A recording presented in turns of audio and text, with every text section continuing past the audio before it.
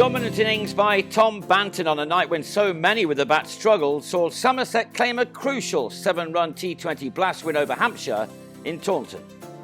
Put into bat, Somerset had a start to forget. With 11 runs on the board after 2 overs, the third began with James Hildreth clubbing Colin de Grandhomme to Scott Curry at mid-on.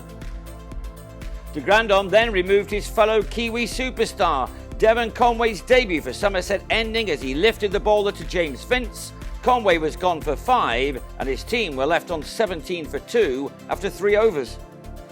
Banton was the man left to see if he could repair that early damage, and that he did by depositing de Grandhomme for successive sixes in an over which went for 18 runs and kick-started the Somerset innings.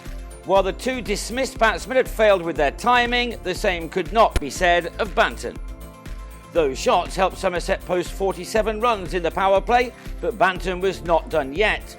On came Curry, who was also planted over the rope twice in the same over by the opener, who was dominating the scoring at this stage.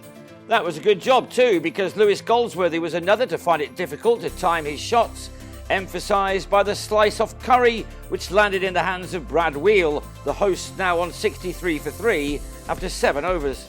Worse followed as Tom Lammonby drove over a ball from Mason Crane and was bowled for a second ball duck. Even those losses didn't affect Banton, however, as he moved to a half-century off 22 balls, some effort considering the events at the other end. These shots took his tally of 4s to 4, the same number as the 6s he'd struck. It was becoming a one-man show, Banton now producing the ridiculous, a reverse sweep which carried the distance again. He now had 62 of the 100 runs posted by Somerset at the end of over number 12. He finally, in Will Smead, found someone to back him up for a while, but this was the Banton show. De Grandhomme being given no respect at all as the batsman took his boundary count to 8 to go with his 5 maximums. He would have been disappointed to fall for 77, as was the crowd, a superb innings ending to his 37th delivery as he picked out Vince off Curry. The tall youngster then added a 3rd wicket in the same over, Lewis Gregory taken well by the bowler in his follow-through. Gregory gone for 1. And Banton's innings became yet more important when Craig Overton turned a delivery from Crane to Wheel, he out for a single to leave Somerset on 130 for 7 with 4 overs remaining. Smead played a very good hand. The batsman in, he had to chance his arm now, and with shots like this one, his arm had every chance. Curry ended with figures of 4 for 31, his 4th being Marchant de Lange, who dragged the bowler to Darcy Short in the deep. Somerset now on 146 for 8 with 2 to go. Smead remained and went big again before striking the next ball for a 4 which brought him to his second 50 in his T20 career. It was made off 39 balls and in reality had kept the innings going.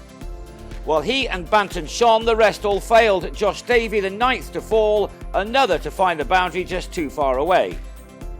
But Smead ended well as he hit 2 of the last 4 deliveries to the fence to end on a very well compiled 63 made from 44 balls. Thanks to him, Somerset were able to post a final total of 172 for 9. And that gave them something to defend as long as they began well with the ball, which Overton did, Vince dragging a shot back onto his stumps to begin the 3rd over. Debutant Tom Prest then uppercut Davey to de Lange on the 3rd-man boundary. Hampshire 2 down with only 16 runs on the board. But they now had their 2 overseas stars at the crease, and neither was going to be daunted by those early losses. Short struck successive 6s to finish off Davies' over, while de Grandhomme hit this giant 6 and 3 other boundaries from the first 4 balls of Overton's next over. The Hawks recovering to 58 for 2 at the end of their 6 overs of power play. As Banton and Smead had shown, once in on this surface, batting became much easier, and so there would have been some concern when de Grandhomme cleared the rope off Gregory, the partnership continuing to grow ominously. The big breakthrough arrived in the 10th over, Goldsworthy having Short held by Max Waller at long on, the batsman gone for 37, the partnership over at 78. So halfway through their chase, the Hawks had reached 95 for 3 and needed 78 more from the next 10 overs. De Grandhomme was key as he completed his 50 off 27 balls. His side left to find 61 runs from 7 overs. They were now firm favourites, the game quickly getting away from Somerset, the Grandon moving on to 66. Then a sudden dramatic change of fortunes. To the last ball of over 15, the Kiwi gave his wicket away, driving Gregory out to Overton. On what had been a rare bad night for the Somerset skipper, he had at last something to feel good about.